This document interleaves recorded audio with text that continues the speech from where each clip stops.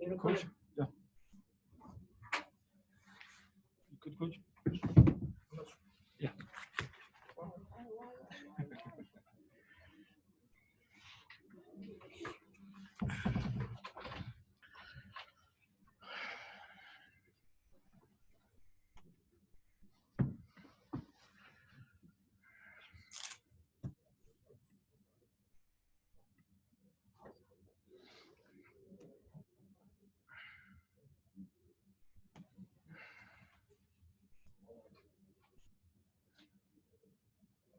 Submit yourself here, then. Recording in progress.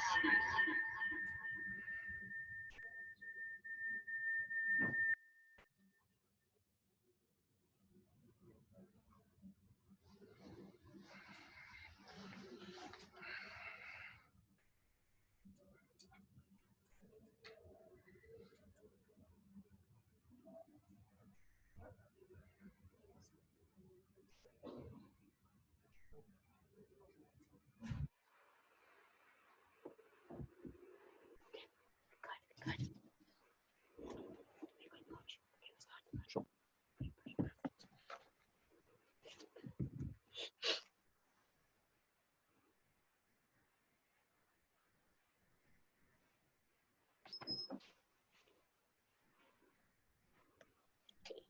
Ladies and gentlemen of the media, welcome to the Orlando Pirates versus Swallows FC post-match press conference for the MTN 8.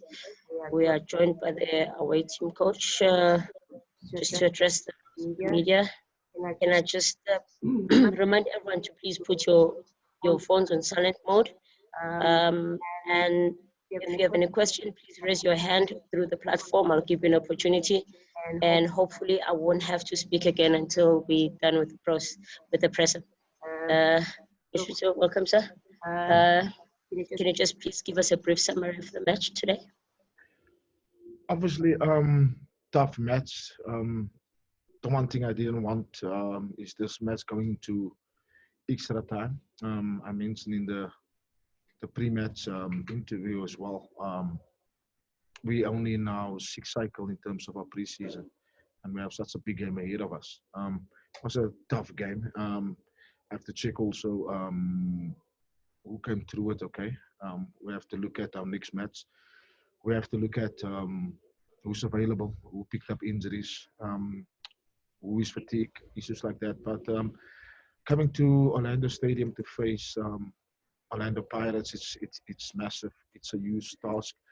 The shift the guys put in today as well was huge. But I'm happy, especially with the first half, with the opening 20 minutes, 30 minutes where we were on the front foot.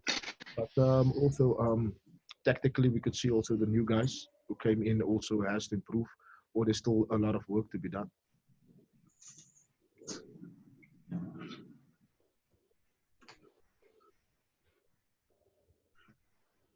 Thank you very much, Ostandi. Coach, congratulations, big victory, as you said, at the Orlando Stadium. And I think when we spoke to you on Thursday, and I asked you a particular question about Ruza Hamaldin staying at the club, you had to speak to him, and correctly so. What a performance from him today. But Coach, what gave you that brilliant start? I mean, as you said, first 20, 30 minutes, you guys were on top of Pirates, hence you scored the first 2 goals. What made you start so quickly out of the blocks? Thank you. Well, I speak a lot about our philosophy and our DNA, and some things that is not negotiable. You understand? So that's what I demand from the players. That's what also the culture of Swallows is about. Yes, Pirates got the upper hand during the game as well. They put us under pressure as well, but the resilience was tested there. And I'm happy for that as well. Yes, we conceded via penalty, but other than that, yeah, they put in a lot of crosses into the penalty area, but we dealt with it. But starting like that, that's in our DNA. I mentioned it earlier also in the last press conference before the game as well. I demand a certain amount of arrogance, courage, bravery as well. So that was evident in that first 15 to 20 minutes, 30 minutes. So right now we're on the right track, but our cycle of preseason is not complete. I have to be honest. There's so much work still to do. Hey, evening, everyone. Coach, how happy are you with your center back pairing tonight of Junaid and Litlabika? I'm happy. Like I said, now we dealt with the crosses. We should have done better. Just the phase before the penalty as well. I think one of them should have reacted to Otto dropping into that space. But it's work in progress. Like I mentioned, we are not there yet. There's so many players outside that are capable of slotting into this first 11. There's so much to improve on as well, and that's what I'm looking for. There is so much still more in the Swallows team, and I'm looking forward to when we complete our 8-week cycle. I'm looking forward to having everybody available. We still have Masondo out. We still have Justin Awu out. We have Kutlong out. We have Jagan Sasman, Nene. Katlego Mohammed just joined us as well, so, but he was on the bench today. So there's so much more in the Swallows team that we can look forward to.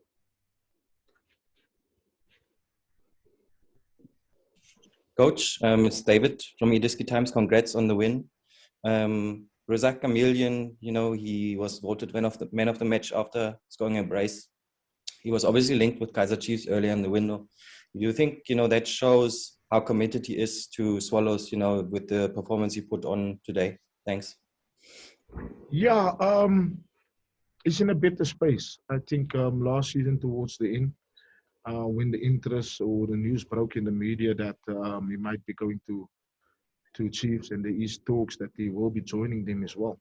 I think that that disturbed his rhythm.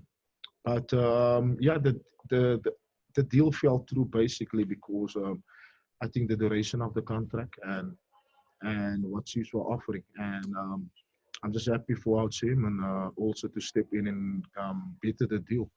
Yeah, it Swallows. That brought stability, and I think once a player is stable and the coach is happy with him, and also the players around him value him so much. The family atmosphere at Swallows is huge, and Hamilton is part of that family, and he also plays the part in keeping that cloakroom going, keeping the atmosphere going. So a stable player, a happy player will perform like this, and I'm just happy for him.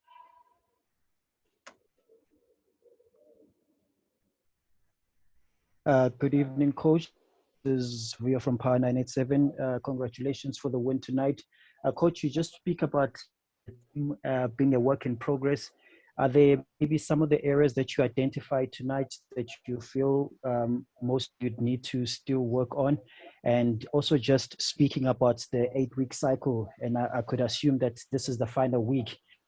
Does this match sort of change any plans that you had for the final week, or were you waiting for this match specifically to determine the final week's program is going to look in your camp? Yeah, no, what this match brought and what this match showed us also the shortcomings.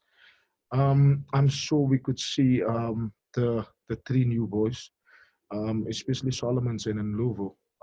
Both of them at 45 minutes were done. So in terms of the high intensity pressing, in terms of the high intensity game that we play, it takes its toll. And the conditioning, we still have 2 weeks to work on it. Yes, Matlau lasted a bit longer, but we could see the value that he brought. But we could also see the tempo drop when we made the changes. When Puleselang and Magalwa came in, because they joined us late and they're not used to our intensity. They're not tactically on par with the rest of the team, and we could see when that too came in, the tactical structure, but we lost our shape a bit. Pirates spread through our midfield, and yeah, we took a bit of pressure, and we tried to manage it from the sidelines as well. But there's still 2 weeks to work on it. They're with us now. Yes, we have a game next weekend, but it's tactical work. And tactical work, it's intelligent players. They'll pick it up quickly. Yes, Coach, thank you very much and congratulations on such a win.